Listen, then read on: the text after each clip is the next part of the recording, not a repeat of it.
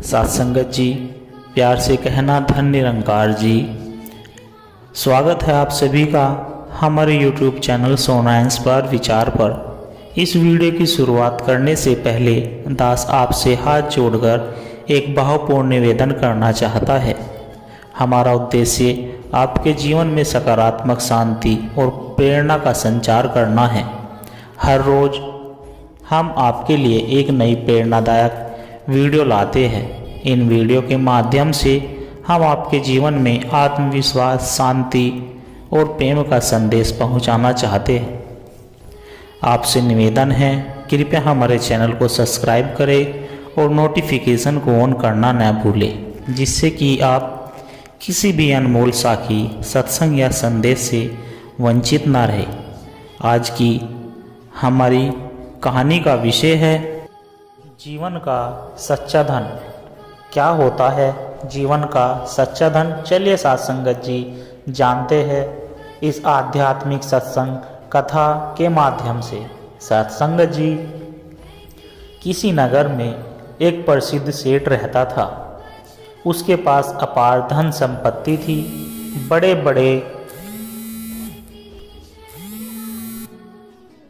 महल, नौकर चाकर और हर प्रकार की ऐश्वर्य की वस्तु थी। लेकिन फिर भी वह हमेशा बेचैन और असंतुष्ट रहता था। उसे हमेशा यह चिंता सताती थी कि कहीं उसका धन खत्म न हो जाए, यह कोई उसे धोखा न दे दे। एक दिन नगर में एक महान संत का आगमन हुआ। संत की ख्याति दूर दूर तक फैली थी और लोग उनकी वाणी सुनने के लिए उत्सुक थे। सेठ ने भी सोचा कि क्यों न संत के सत्संग में जाया जाए और उनसे अपनी समस्या का समाधान पूछा जाए। सत्संग में संत कह रहे थे, मनुष्य जितना अधिक संसार की वस्तुओं के पीछे भागता है, उतना ही वह दुखी होता है। वास्तविक आनंद बाहरी चीज़ों में नहीं बल्कि आंतरिक शांति में है। सेठ ने संत के चरणों में गिरकर कहा, महाराज, मेरे पास बहुत कुछ है, लेकिन फिर भी मेरा मन अशांत रहता है। कृपया मुझे शांति का मार्ग दिखाइए। संत मुस्कुराए और बोले, बेटा, यदि तुम सच्चे सुख की खोज करना चाहते हो तो पहले यह समझो कि सच्चा धन क्या है। जाओ, इस नगर में घूमो और एक ऐसा व्यक्ति खोज कर ले आओ जो वास्तव में सुखी हो, लेकिन जिसने सांसारिक धन से यह सुख प्राप्त न किया हो। सेठ बड़े उत्साह से नगर में निकला। उसने बहुत से अमीर लोगों से पूछा, क्या आप सुखी हैं? अमीर लोगों ने उत्तर दिया, नहीं, हमारे पास धन तो है लेकिन चिंता बहुत है। व्यापार में हानि का डर, धन में लूट जाने का भय और हमेशा अधिक पाने की लालसा। सेठ आगे बढ़ा और गरीब लोगों से मिला। उनमें से अधिकांश ने उत्तर दिया, हमारे पास भोजन की कमी है, घर नहीं है, बीमारियों से पीड़ित है, इसलिए हम सुखी नहीं हैं। तीसरे दिन सेठ को एक वृद्ध संत मिले जो एक पेड़ के नीचे ध्यान कर रहे थे। उनके चेहरे पर दिव्य चमक और अपार शांति थी। सेठ ने पूछा, बाबा, क्या आप सुखी हैं? संत मुस्कुराए और बोले, हाँ, मैं अत्यंत सुखी हूँ। सेठ ने आश्चर्य से पूछा, लेकिन आपके पास तो न धन है न संपत्ति, फिर आप सुखी कैसे हो सकते हैं? संत बोले, सुख भारी वस्तुओं में नहीं बल्कि आंतरिक संतोष में है। मैं जो कुछ भी प्राप्त करता हूँ उसी में संतुष्ट रहता हूँ। मेरा सच्चा धन मेरा विश्वास, प्रेम और भक्ति है। यही वास्तविक सुख है। सेठ को अब समझ आ गया कि सुख का संबंध धन से नहीं बल्कि संतोष से है। वह संत के पास लौटा और बोला, महाराज, अब मुझे सच्चे सुख का रहस्य समझ आ गया। धन केवल बाहरी सुविधा दे सकता है, लेकिन मन की शांति केवल भक्ति, सेवा और संतोष से मिलती है। संत बोले, वत्स, यही सत्य है। सच्चा धन प्रेम, भक्ति, सेवा और संतोष है। जो इसे पा लेता है वही सच्चा सुखी है।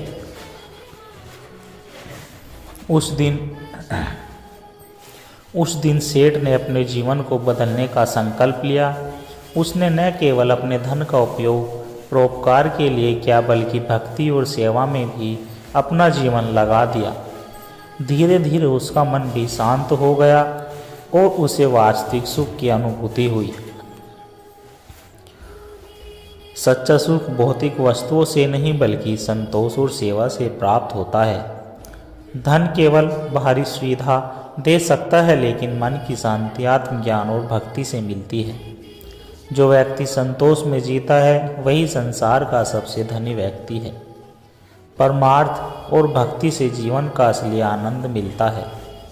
जो मिला उसमें संतोष रखो, जो नहीं मिला उसकी चिंता मत करो। यही जीवन का सबसे बड़ा सुख है। संत की सीख। एक समय की बात है, एक प्रसिद्ध संत अपने शिष्य के साथ एक गांव में सत्संग करने पहुँचे। वहाँ के लोग संत की वाणी सुनने के लिए बड़ी संख्या में इकट्ठा हुए। सत्संग के दौरान संत ने एक रोचक कहानी सुनाई। कहानी का विषय था लालच और संतोष। एक धनवान सेठ था जिसके पास अथाह संपत्ति थी, लेकिन फिर भी वह हमेशा और अधिक कमाने की लालसा में लगा रहता था। उसका मन कभी भी संतुष्ट नहीं होता था। एक दिन उसने सुना कि पास के जंगल में एक सिद्ध महात्मा रहते हैं जो मनचाही वस्तुएं देने की शक्ति रखते हैं। सेठ महात्मा के पास पहुंचा और विनम्र पूर्वक प्रणाम कर बोला, महाराज, मैं और अधिक धनवान बनना चाहता हूँ। कृपया मुझे ऐसा उपाय बताइए जिससे मेरा खजाना कभी खाली न हो। महात्मा मुस्कुराए और बोले, तुम्हें बस एक चीज करनी होगी। इस जंगल में पड़े एक विशेष पत्थर को खोजकर ले आओ। वह पत्थर जिसे तुम पहले हाथ में उठाओगे सोने में बदल जाएगा, लेकिन याद रहे, यदि तुमने एक बार पत्थर छोड़ दिया तो फिर वह साधारण पत्थर बन जाएगा। सेठ अत्यंत उत्साहित हुआ और खोज में निकल पड़ा। उसे कई पत्थर मिले, लेकिन वह हर बार सोचता कि शायद आगे कोई और बड़ा और मूल्यवान पत्थर मिलेगा। इस लालच में उसने सैकड़ों पत्थर उठाकर छोड़ दिए। पूरे दिन की मेहनत के बाद भी वह सही पत्थर नहीं चुन सका और निराश होकर वापस लौटा। जब वह महात्मा के पास पहुंचा तो संत मुस्कुराए और बोले, बेटा, यह संसार भी इसी प्रकार का है। हमें बहुत कुछ मिलता है, लेकिन हम संतोष नहीं करते। इसी लालच में हम अपनी सच्ची खुशी और आत्मिक शांति खो देते हैं। सेठ को अपनी गलती का एहसास हुआ। उसने प्रण किया कि अब वह अपने पास मौजूद धन और संसाधनों से संतोष करेगा और परोपकार में जीवन बिताएगा। साथ संगत जी, इस कहानी से हमें यह सीख मिलती है कि संतोष ही सच्चा सुख है। लालच हमें कभी संतुष्ट नहीं होने देता और हम सच्ची आध्यात्मिक शांति से दूर हो जाते हैं। यदि हम वर्तमान में प्रसन्न रहना सीख ले तो हमारा जीवन आनंदमय बन सकता है। संतोषी सदा सुखी। मनुष्य का जन्म केवल सांसारिक सुखों को भोगने के लिए नहीं हुआ, बल्कि आत्मज्ञान प्राप्त करने के लिए हुआ है। हम जितना बाहरी दुनिया में भटकते हैं, उतना ही अपने वास्तविक स्वरूप से दूर होते जाते हैं। आत्मज्ञान का पहला कदम यह समझना है कि मैं शरीर नहीं, आत्मा हूँ। संसार में हर व्यक्ति किसी न किसी चीज़ की खोज में भाग रहा है, धन, मान, प्रतिष्ठा या भौतिक सुख। लेकिन वास्तविक शांति तब मिलती है जब हम संतोष को अपना लेते हैं। संतोष ही सबसे बड़ा धन है। यदि हम वर्तमान में संतुष्ट रहना सीख ले तो जीवन आनंदमय हो जाता है। हमारे कर्म ही हमारा भाग्य बनाते हैं। जैसे बीज बोते हैं वैसा ही फल मिलता है। अच्छे कर्म करने से जीवन में सकारात्मकता आती है और मन शांत रहता है। जैसा करोगे वैसा भरोगे, इसलिए हर कार्य सोच समझकर करें। ईश्वर की भक्ति ही जीवन का आधार है, लेकिन भक्ति केवल मंदिर जाने या पूजा करने तक सीमित नहीं होनी चाहिए, बल्कि यह हमारे विचारों और कर्मों में झलकनी चाहिए। सच्ची भक्ति वही है जिसमें मन, वचन और कर्म से ईश्वर को समर्पण किया जाए। संसार की माया हमें भटका सकती है, लेकिन जो व्यक्ति मोह से मुक्त होकर जीवन जीता है वही सच्चा आनंद प्राप्त कर सकता है। हमें चाहिए कि हम सांसारिक वस्तुओं को केवल आवश्यकता तक ही सीमित रखें और उनके प्रति आसक्ति न बढ़ाएं। प्रत्येक दिन कुछ समय आत्मचिंतन और ध्यान के लिए निकालना चाहिए। इससे मन शांत रहता है, चिंताएं कम होती है और आत्मिक शक्ति बढ़ती है। ध्यान से मन निर्मल होता है और आत्मा का प्रकाश प्रकट होता है। सच्ची आध्यात्मिकता वही है जिसमें हम दूसरों के लिए कुछ करें। किसी भूखे को भोजन देना, किसी दुखी को सहारा देना, किसी को सही मार्ग दिखाना, ये सब वास्तविक सत्संग के अंग है। गुरु के बिना आध्यात्मिक यात्रा अधूरी है। गुरु का मार्गदर्शन हमें सत्य की राह पर बनाए रखता है और हमें आत्मज्ञान की ओर ले जाता है। गुरु बिन ज्ञान नहीं, गुरु बिन मुक्ति नहीं।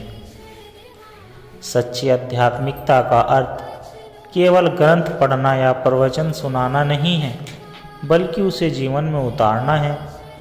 यदि हम सत्य, प्रेम, सेवा और ध्यान के मार्ग पर चले तो न केवल हमारा जीवन सफल होता है, बल्कि हमें परम शांति और आनंद भी प्राप्त होगा। सच्चा धन। सत्संग जी किसी नगर में एक धनी व्यापारी रहता था।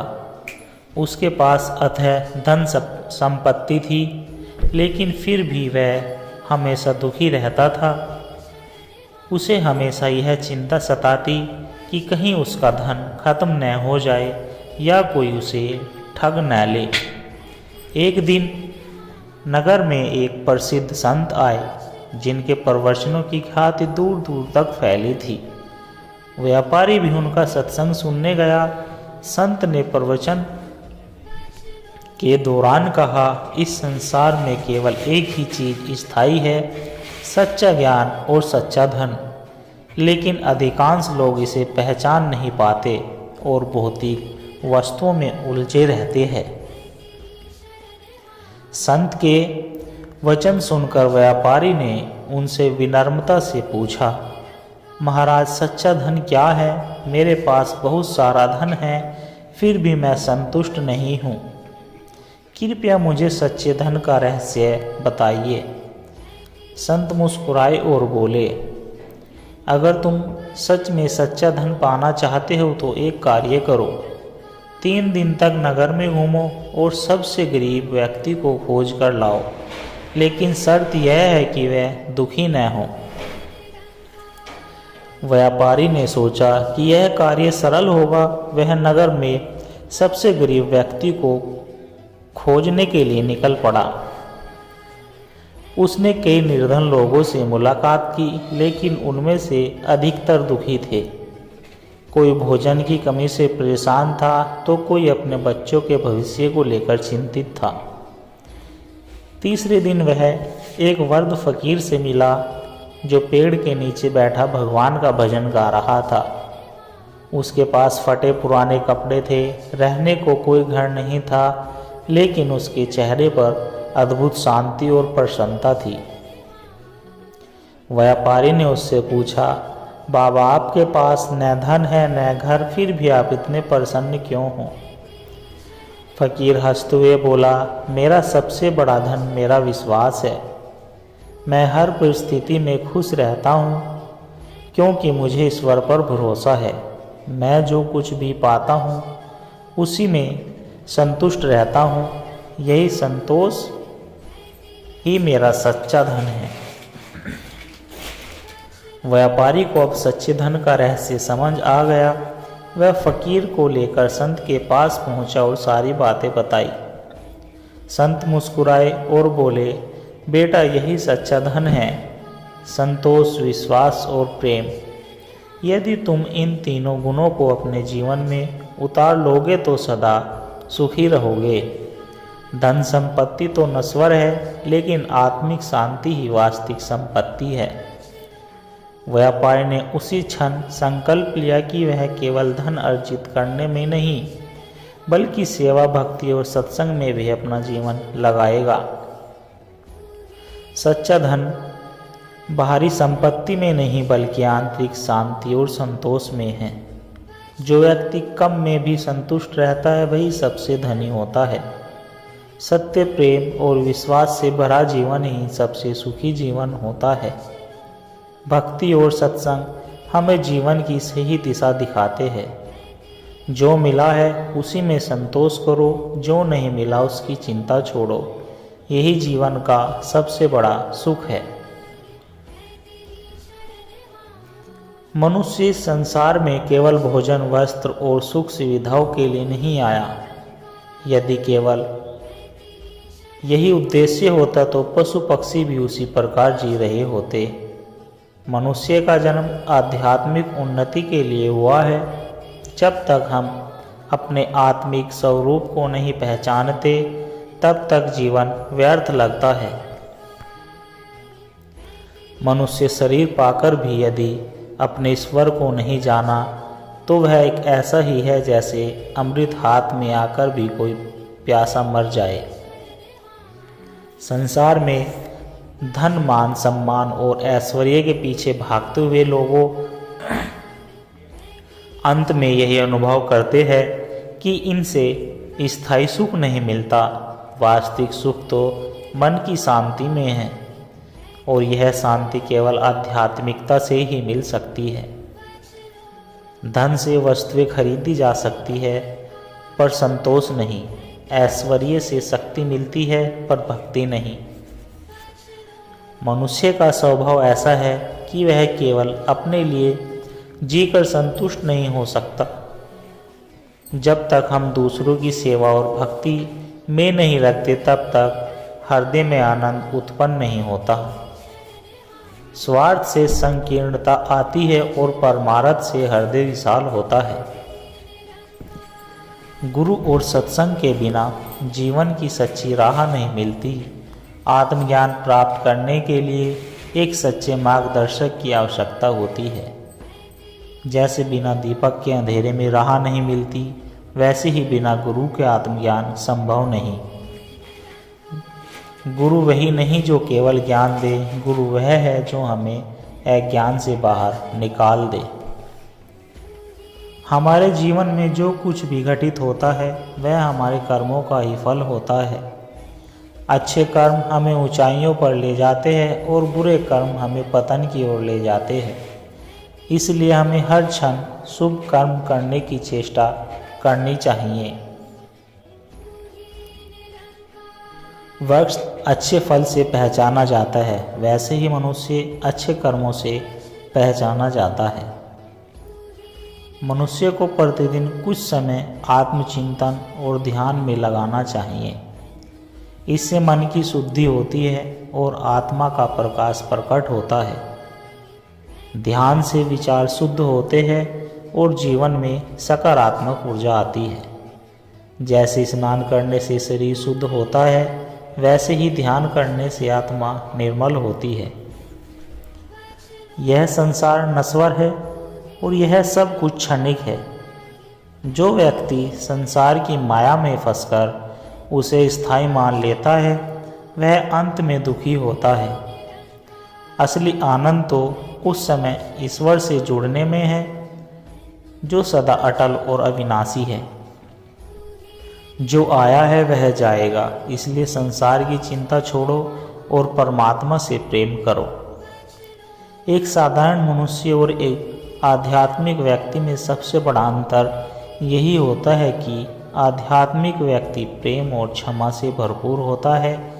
घृणा और क्रोध से केवल अशांति बढ़ती है, जबकि प्रेम से जीवन में सौंदर्य आता है। जिसका हृदय प्रेम से भरा है वही सच्चा भक्त है।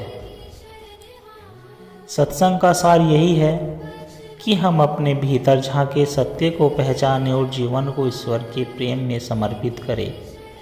यदि हम सत्य, सेवा, प्रेम और ध्यान का मार्ग अपनाते हैं तो निश्चित ही हमारा जीवन आनंदमय और शांति से भरपूर होगा। सत्संग जीवन का दर्पण है। यह हमें दिखाता है कि हम कौन हैं और हमें कहाँ जाना है।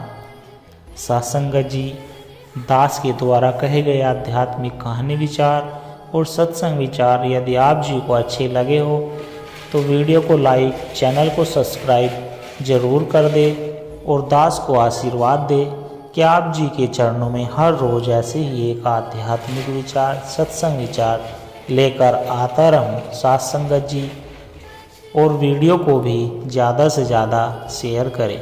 साथ संगत जी प्यार से कहना, धन निरंकार जी।